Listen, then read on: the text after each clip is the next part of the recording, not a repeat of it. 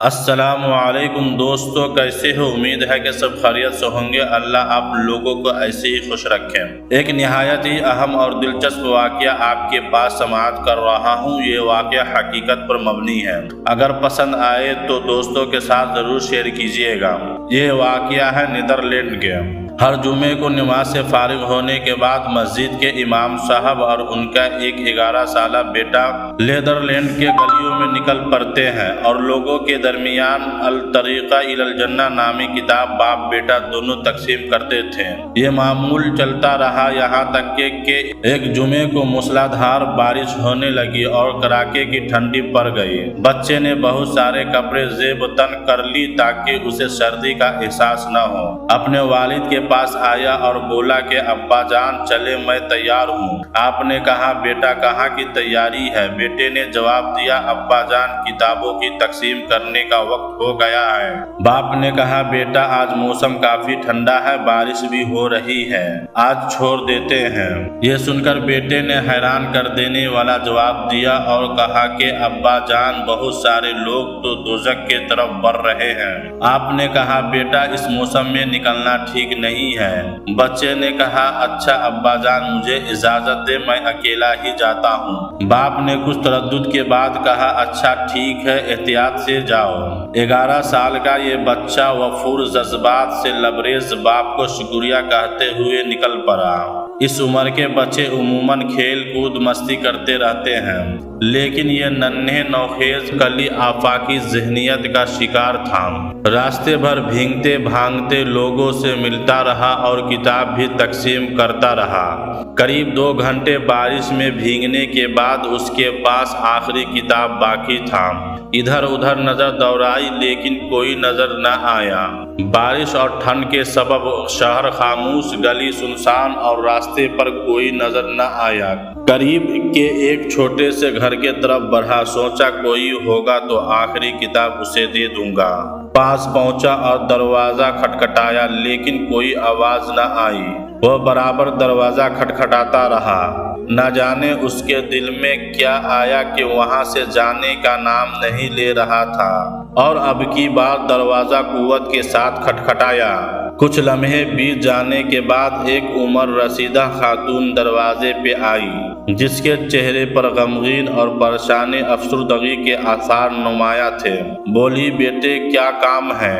ننھا سا بچہ مسکراتے لبوں اور روشن نگاہوں کو پلکیں جھکا کر بولا محترمہ زحمت دینے کے لیے معذرت چاہتا ہوں۔ دراصل آپ کو یہ بتانے آیا ہوں کہ اللہ تعالیٰ آپ سے بے حد پیار کرتا ہے اور اس نے مجھے آپ کے پاس بھیجا ہے۔ یہ آخری کتاب آپ کو ہدیہ کرنے آیا ہوں۔ یہ کتاب آپ کو اللہ تعالیٰ کے بارے میں کچھ پیغامات دے گا اور خلق مخلوق کی حقانیت واضح کر دے گا۔ خاتون نے کتاب لیا اور شکریہ کہتے ہوئے گھر کے اندر چلی گئی اور بچہ بھی گھر لوٹ گیا۔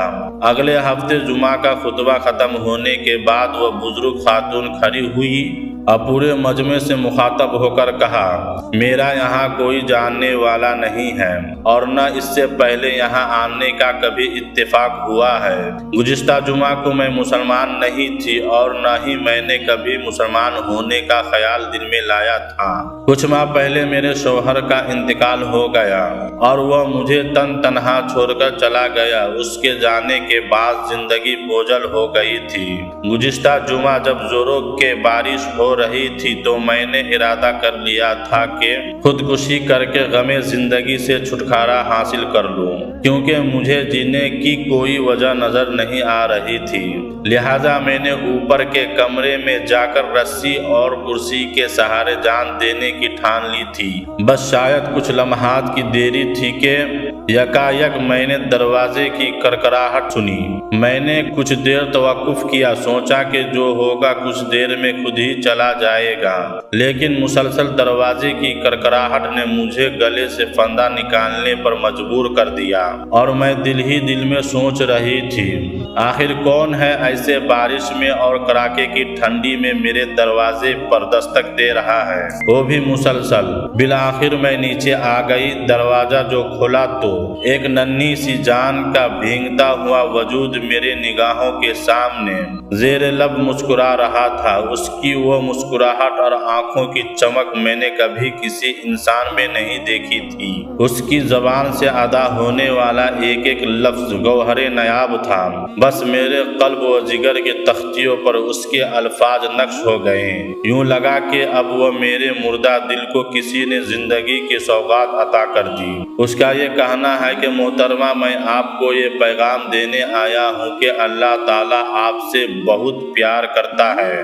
اور آپ کا خیال رکھتا ہے۔ پھر اس نے مجھے یہ کتاب دیا جو میرے ہاتھ میں ہے۔ میں نے دروازہ بند کیا اور نہ چاہتے ہوئے اس کتاب کو کھولا۔